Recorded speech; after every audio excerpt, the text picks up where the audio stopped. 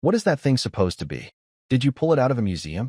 The voice, sharp and laced with the casual arrogance of unassailable authority, cut through the dry desert air at the Naval Special Warfare Center in Coronado.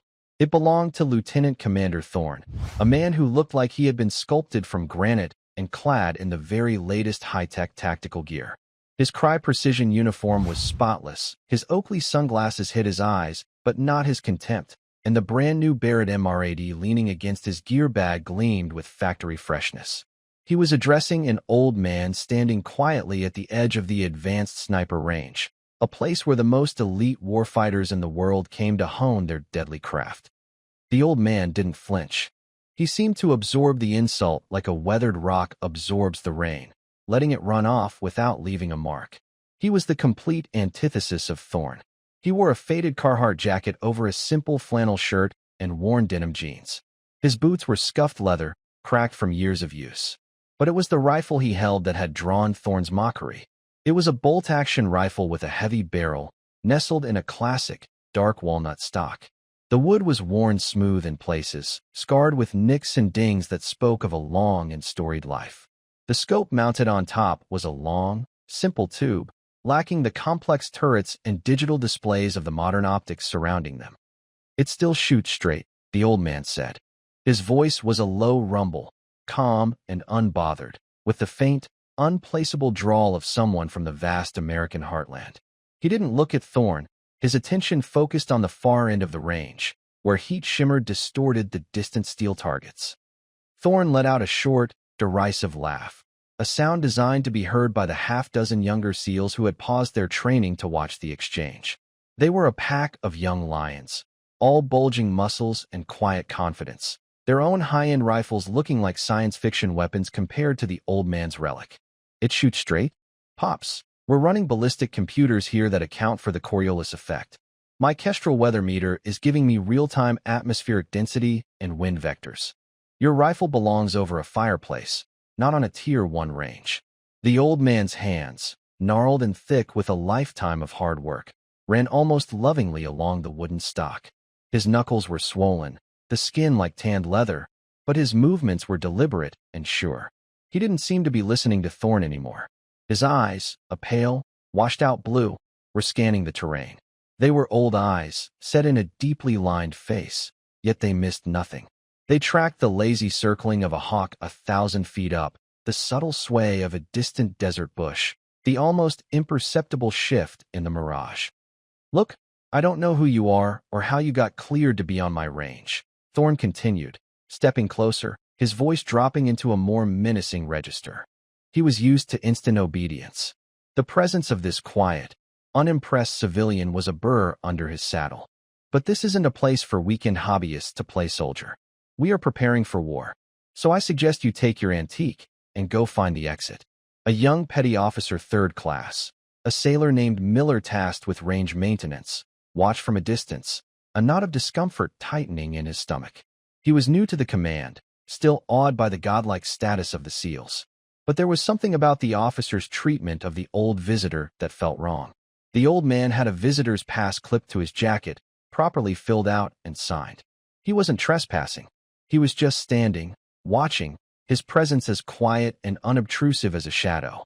There was a profound stillness about him, a stark contrast to the coiled, aggressive energy of the operators. The old man finally turned his head, his pale eyes meeting Thorne's unseen ones behind the mirrored lenses. "I served," he said, the 2 words carrying no defensiveness, just a simple statement of fact. Thorne's lip curled into a smirk. "Oh, I'm sure you did, Grandpa. We all appreciate your service. Vietnam? Korea? Doesn't matter. The point is, warfare has changed. The battlefield is digital now. It's about data, precision, technology. Not whatever it is you did." He gestured dismissively at the old rifle. "That's a relic of a bygone era. Like I said, a museum piece." The old man's gaze drifted back to his rifle. He ran a thumb over a particularly deep gouge near the trigger guard. For a fleeting moment, the harsh sunlight of the Coronado range seemed to dissolve. The dry heat was replaced by a suffocating, wet humidity. The scent of dust and gunpowder vanished, replaced by the smell of rotting vegetation and damp earth. The distant ping of steel was gone, replaced by the chattering of insects and the drip of water from broad green leaves. He was 21 again, his face painted in green and black, his body lean and hard. He was lying in a jungle in a country he wasn't supposed to be in, the same rifle pressed to his shoulder. A high-value target, a rogue general, was 200 yards away, surrounded by guards. The wind was a liar, swirling through the triple canopy jungle. There was no kestrel, no spotter with a computer. There was only him, the rifle, and the breathing exercise his own mentor, a grizzled veteran of the Second World War, had taught him. One breath. Squeeze. The memory of the rifle's kick, the puff of smoke from the muzzle, the silent fall of a man he'd never met. The memory vanished as quickly as it came. He blinked, the Coronado sun bright in his eyes again. It's still valid, he murmured, more to himself than to Thorne. The condescension in Thorne's voice sharpened into genuine annoyance. The old man's refusal to be intimidated or impressed was a direct challenge to his authority in front of his men. "What's your name, old-timer?" he demanded, stepping right into the man's personal space. "Vance. Silas Vance." The name meant nothing to Thorne. It was just another name. "Well, Mr. Vance, I'm Lieutenant Commander Thorne, and I am the officer in charge here. And I am telling you that your time here is done." He reached out, his hand about to fall on the old man's shoulder to physically escort him away. "Don't touch him." The voice was quiet but firm. Thorne froze, his hand hovering in the air. He turned. It was Petty Officer Miller. The young sailor was pale, his expression a mixture of fear and resolve. He had stepped forward from his position by the supply shed. Thorne slowly straightened up, turning his full attention to the sailor. It was like a battleship turning its main guns on a fishing boat. "What did you just say to me, Petty Officer?" Miller swallowed hard, his Adam's apple bobbing. "Sir, I just mean, he's a guest of the base commander. He has a valid pass. He's not doing any harm. Are you giving me an order, Miller?" Thorne's voice was dangerously low. "No, sir. Of course not, sir. I'm just respectfully pointing out. You are respectfully about to find yourself on the next flight to a weather station in Adak, Alaska, if you don't get back to your duties and shut your mouth. Am I clear?" "Yes, sir," Miller mumbled, his face burning with shame. He took a step back, defeated. The other SEALs watched, their faces impassive masks. This was their world, a brutal hierarchy where a challenge to the alpha was swiftly and decisively crushed. Thorne turned back to Silas, his brief interruption only fueling his irritation. "See? Even the help knows how things work around here. Now for the last time." But it was at that moment that the range master, a retired master chief named Gunnar Henderson, called out over the loudspeaker. "All right, gentlemen, let's up the ante. We're going live on the 2,000-yard target. Variable winds at 15 knots, gusting to 20. Let's see what that new glass can do." A low murmur went through the SEALs. 2,000 yards, over a mile. It was a shot that separated the masters from the merely excellent. It was a test of equipment, mathematics, and raw skill. Thorne's smirk returned. This was his chance to reassert his dominance and put the final nail in the coffin of this old man's quiet defiance. He strode back to his rifle, his team assembling around him. "All right, let's show the old-timer how it's done in the 21st century." For the next 20 minutes, Thorne and his top shooter took turns, their technological marvels barking across the range. They were good, incredibly good. Their spotter called out wind adjustments. Their computers crunched the numbers, and their bullets consistently impacted the steel silhouette. But the shifting winds made a center mass hit a matter of luck as much as skill. They hit the left shoulder, the right edge, the lower torso. Close, but no cigar. The core of the target, a 10-inch circle, remained untouched. Frustration began to mount.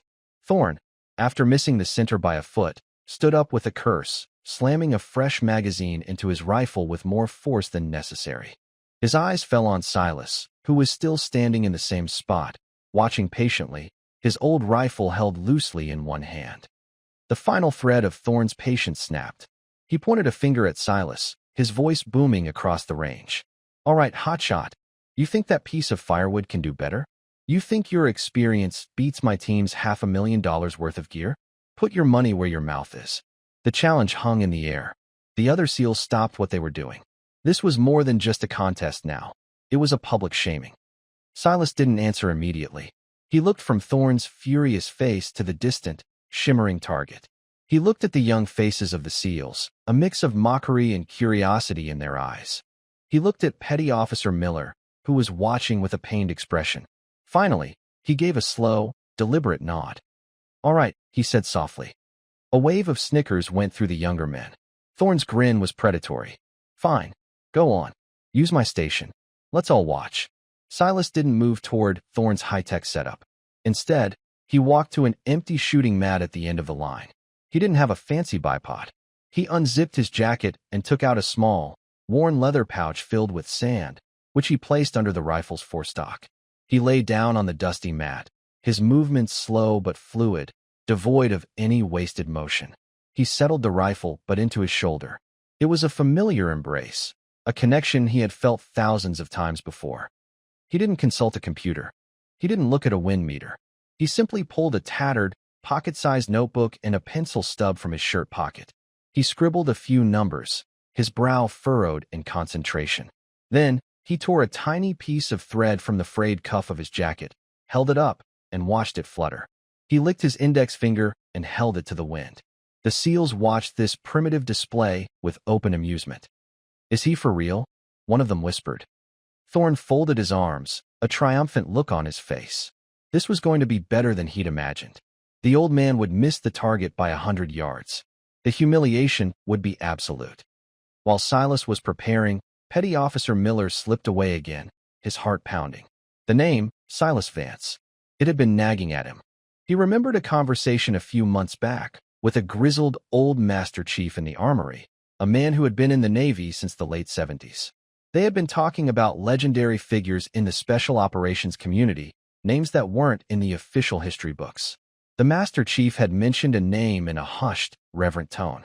A sniper from the Vietnam era, a man who operated so far in the shadows that most records of his service were either sealed or destroyed. A ghost. A phantom. The Master Chief had called him the Wraith. Miller was almost certain the name had been Vance.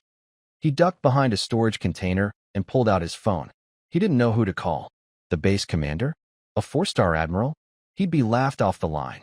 Then he remembered the Master Chief giving him a number, written on the back of a business card. "If you ever find yourself in a situation so far above your pay grade you can't see the top," the old chief had said, "and it involves one of the old ghosts, you call this number. Don't ask questions. Just call." With trembling fingers, Miller dialed. It rang twice. A clipped, professional voice answered. General Greyson's aide. Miller's blood ran cold. A general? He almost hung up. But the image of the old man, so calm and dignified under a torrent of abuse, flashed in his mind. Yes, my name is Petty Officer Miller. I'm at the NSW Center range at Coronado. There's a civilian here, a Mr. Silas Vance." There was a sharp intake of breath on the other end of the line. "Spell the last name." "VNC. First name Silas." A pause. Then, the sound of muffled, urgent conversation. The aide's voice came back on the line, stripped of its earlier calm, now crackling with an almost frantic energy. "Petty Officer, what is happening right now? Be precise." "Sir, Lieutenant Commander Thorne he's been disrespecting him, sir. Mocking his age, his rifle. He's just challenged him to make a 2,000-yard shot." Another pause, longer this time. Miller could hear a deep, authoritative voice booming in the background. The aide came back. "Son, listen to me very carefully. Do not let Mr. Vance leave that range. Do whatever it takes. The general is en route. I repeat, the general is en route. He's 5 minutes out. Acknowledge." "Acknowledge," Miller said, his voice a squeak. The line went dead. He stared at his phone, his mind reeling. The general? En route. What in the world was going on? Back on the firing line, Silas was ready. He had ignored the murmurs and the smirks. He was in his own world now, a place of wind, gravity, and breathing. He looked through his old scope. The glass wasn't as clear as the new Schmidt and Bender optics Thorne was using, but it was honest. He saw the mirage flowing left to right. He saw the dust devils dancing 1,000 yards out. He saw the target, a tiny speck in the distance. He let out half a breath and held it, his body becoming perfectly still. The world narrowed to the crosshairs and the target. He wasn't aiming at the center. He was aiming at a point 3 feet to the left, and 2 feet high. A spot in the empty air where his calculations and his instincts told him the wind would carry the bullet. His finger began to squeeze the trigger. It was a slow, steady, inexorable pressure. It was a process he knew better than his own name. The rifle cracked. It was a deep, resonant sound, an old-world thunder completely different from the sharp, high-velocity snaps of the modern rifles. The recoil pushed firmly into his shoulder, a familiar and comforting friend. The heavy bullet began its long journey downrange. For a full 3 seconds, there was silence, broken only by the whisper of the wind. The SEALs watched, waiting for the puff of dust 100 yards wide of the mark. Thorne's smirk was fixed on his face. Then came the sound. It wasn't the loud clang of a hit on the edge of the silhouette. It was a pure, distinct, high-pitched ping. The sound of a perfect hit, dead center, on the 10-inch heart of the target. The silence that followed was absolute. It was a silence born of pure, unadulterated shock. Every jaw was slack. Every eye was wide. The smirks had evaporated, replaced by masks of disbelief. Thorne, his face suddenly pale, lunged for his spotter's scope, shoving the younger man aside. He cranked the magnification to its maximum, his hands shaking slightly. He stared through the eyepiece, his body rigid. The image was clear. There, in the precise geometric center of the 2,000-yard target, was a fresh, gleaming pockmark in the steel. A perfect shot. An impossible shot. He slowly straightened up, his face ashen. He looked around at his men, then at the old man who was now calmly ejecting the spent brass casing, the metal glinting in the sun as it fell to the mat. "Who made that shot?" Thorne asked, his voice a hoarse whisper, directed at no one and everyone. He wasn't asking who pulled the trigger. He was asking what had just happened, a desperate plea to the universe to make sense of the impossible. And in the stunned silence of the range, the old man, Silas Vance, without saying a word, slowly, deliberately, raised a single, gnarled hand. Thorne froze. His mind simply refused to process what his eyes were seeing. The old man, the museum piece, the simpleton with his finger in the wind. It was impossible. It defied every law of ballistics and technology he had ever learned. It was in that exact moment of frozen, suspended reality that a new sound intruded. A sound that didn't belong on a sniper range. It was a low, rhythmic whump whump whump that grew rapidly in volume, shaking the very air. Everyone looked up. 2 sleek, black UH-60 Black Hawk helicopters were descending fast, their blades churning the desert air into a furious storm. They didn't circle or approach the designated landing zone. They came straight for the range, their side doors open, revealing security personnel in full combat gear. Simultaneously, a screech of tires announced the arrival of a convoy of black government SUVs, which slid to a halt near the edge of the firing line, kicking up clouds of dust and gravel. The SEALs, trained for any contingency, instinctively tensed, their hands moving toward their weapons before they registered the official markings. Thorne was paralyzed, his mind trying to reconcile the impossible shot with this sudden, overwhelming display of authority. The door of the lead Black Hawk opened before it even touched the ground. A tall, ramrod-straight figure in a crisp Army Class A uniform leaped out, his boots hitting the ground with authority. On his shoulders glittered the 4 impossible-to-miss stars of a full general.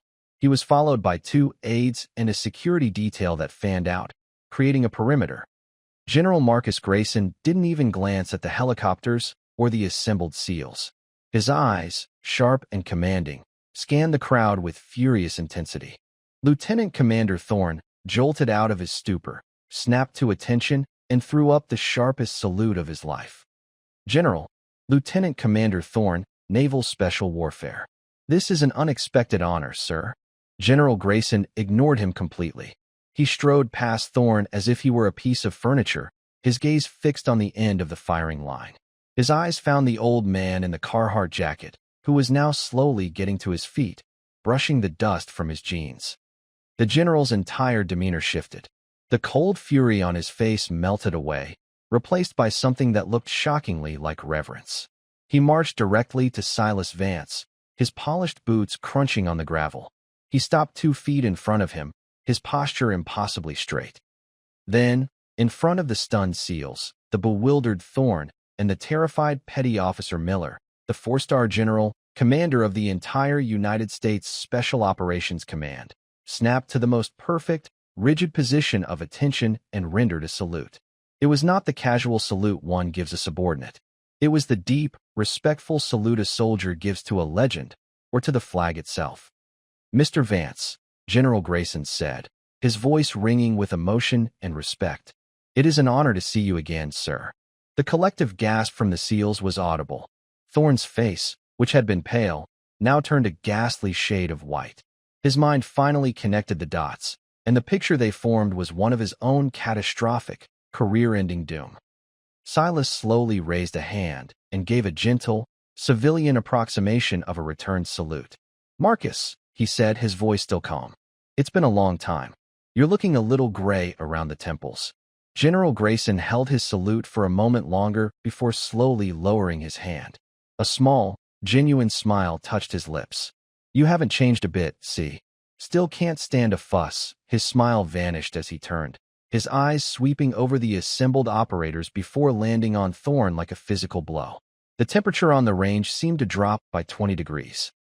"Lieutenant Commander Thorne," Greyson began, his voice dangerously quiet now. "You stand here on this range, surrounded by the finest technology, the most advanced training, and the most lethal weapons man has ever devised. You believe you and your men represent the tip of the spear." He paused, letting the words hang in the air. "Let me tell you about the man who forged the spear." He gestured toward Silas. "This man is Silas Vance. But for a few decades, in places you've only read about in classified briefs, he was known by another name. He was known as Wraith." A flicker of recognition, of dawning horror, passed through the eyes of the older SEALs. The name was a myth, a ghost story whispered by instructors at SEER School, a legend of a man who could appear and disappear at will, a sniper whose feats bordered on the supernatural. "You mocked his rifle," Greyson continued, his voice rising with cold, controlled fury. "Let me tell you about that rifle. That is a custom-built Remington 700, chambered in .300 Winchester Magnum. It was built for him in 1968. He has used that same rifle in 3 different wars and a dozen conflicts that were never declared. The stock you called firewood was shattered by a piece of shrapnel in the Aishao Valley in 1971. He glued it back together himself. That gouge near the trigger guard came from the door of a crashing helicopter in the Iranian desert during Operation Eagle Claw, where he was serving as a consultant. That rifle isn't from a museum, Commander. It belongs in a museum. It has more confirmed kills on high-value targets than your entire platoon has deployments." Thorne looked like he was going to be physically sick. He swayed slightly on his feet. "You judged him by his age and his clothes." Greyson's voice boomed, echoing across the now silent range.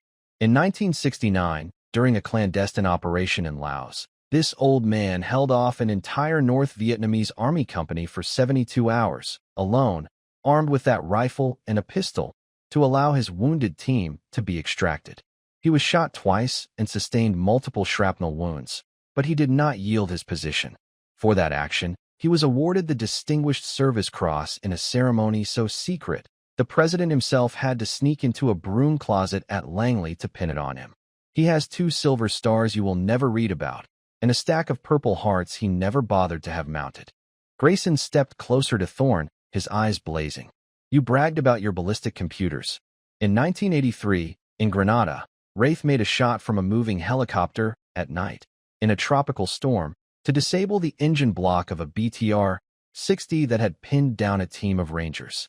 The shot was over 900 yards. He had no computer. He had the wind, his notebook, and an instinct that God gives to maybe one shooter a generation. He is the man who wrote the book on long-range marksmanship in unconventional warfare. We didn't write it for him. We wrote it from him. We studied him. We debriefed him for years. The doctrines you follow, the formulas in your precious computers, they are based on data collected from this man's real-world engagements." The general turned to look at the younger SEALs, who were now staring at Silas with a mixture of awe and shame. "You men think you are the best. You may well be. But you are the best because you stand on the shoulders of giants. And you are in the presence of one of the greatest of them all. This man, Silas Wraith Vance, was Delta Force before Delta Force had a name. He was a Tier 1 operator when the only tiers were alive and dead. He has forgotten more about killing, survival, and warfare than any of us will ever know. Finally, Greyson turned his full, unadulterated fury back on Thorne. And you, Lieutenant Commander, with your arrogance, your hubris, and your appalling lack of situational awareness, you disrespected him. You belittled him. You humiliated a living national treasure in front of your men. You have not only disgraced yourself and your team, but you have disgraced the uniform of the United States Navy and the entire Special Operations community. The finality in the general's tone was absolute. Your command is revoked, effective immediately. Pack your gear. I want you off this base in 1 hour. You will report to the Pentagon on Monday morning, where we will find a desk for you to command in some windowless basement. Your career in Naval Special Warfare is over. You are lucky you are not facing a court-martial for your conduct. Now get out of my sight. Thorne didn't say a word. He couldn't. His face was a mask of utter devastation. He gave a weak, trembling salute, which the general did not return, then turned and stumbled away like a man in a trance, his entire world having crumbled to dust in the space of 10 minutes.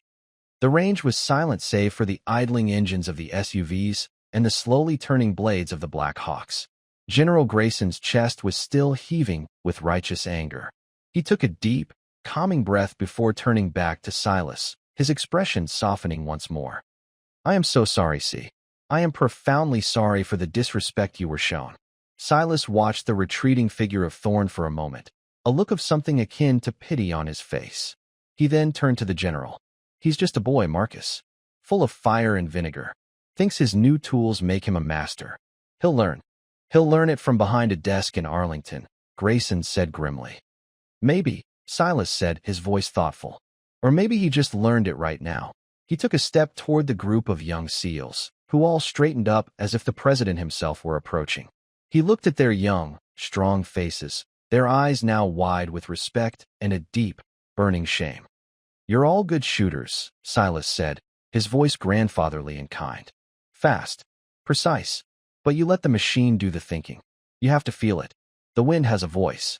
The earth has a breath. The rifle is a part of you. You have to listen. He then walked over to where the shell casing from his shot lay on the ground. He bent down slowly, his joints creaking, and picked it up. It was still warm. He walked back to General Greyson. What brings you all the way out here in such a hurry, Marcus? I was just visiting my grandson. He's a young mechanic over in the aviation wing. I had a few hours to kill and wanted to see how the new generation was getting along. Greyson shook his head in disbelief. Your grandson calls the Master Chief of the Navy, who calls my aide, who tells me that Silas Wraith Vance is being hassled by some hotshot lieutenant at Coronado. I was in a meeting with the Secretary of Defense. I walked out. Some things are more important. He looked at Silas, his expression pleading. See, stay for a few days. Please. Let these boys, let them just watch you. Let them learn.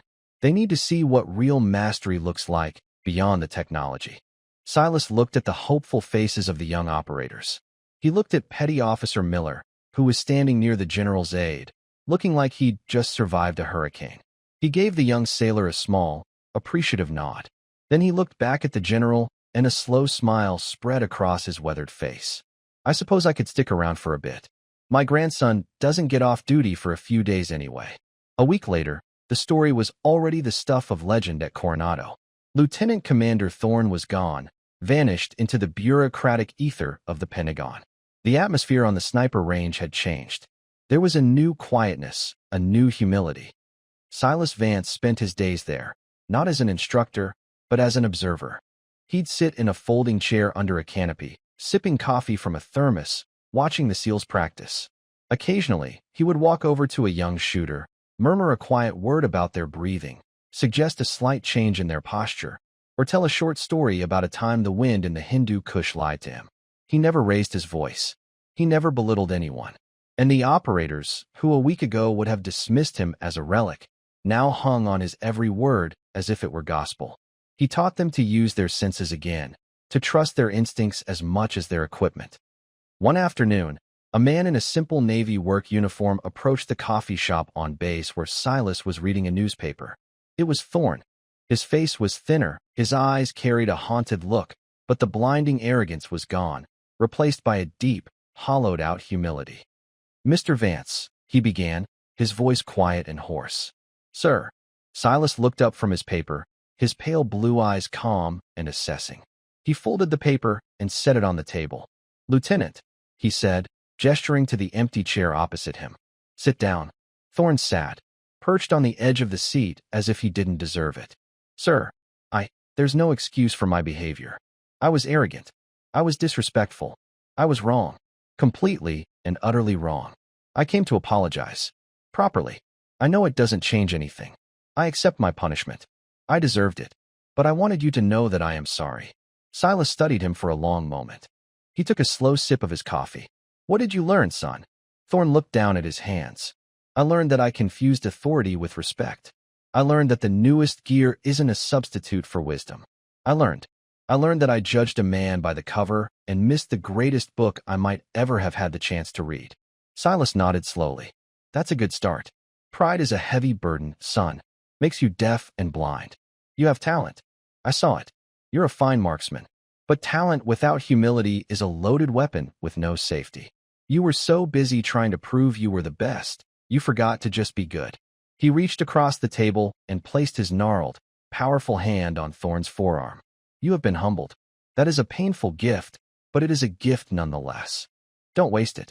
Wherever they send you, whatever desk you end up behind, carry that lesson with you. Learn from it. Grow. True strength isn't about being the loudest voice in the room. It's about being the calmest."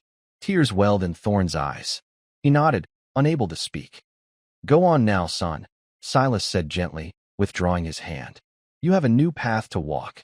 Thorne stood, rendered another salute, this one filled with genuine, heartfelt respect, and walked away, a man broken but perhaps, for the first time, on the road to being whole. The story of the day the Wraith visited Coronado became a core part of the training culture, a parable passed down from one generation of operators to the next. It served as a permanent, indelible reminder that respect is earned, not demanded, that wisdom often wears old clothes, and that the deadliest man on the battlefield might just be the quiet old grandfather who nobody notices. Stories like these, of quiet heroism and profound humility, are the bedrock of true character, not just in the military, but in all walks of life. If you believe these stories of unassuming greatness deserve to be told and remembered, make sure you subscribe so that no legend is ever forgotten.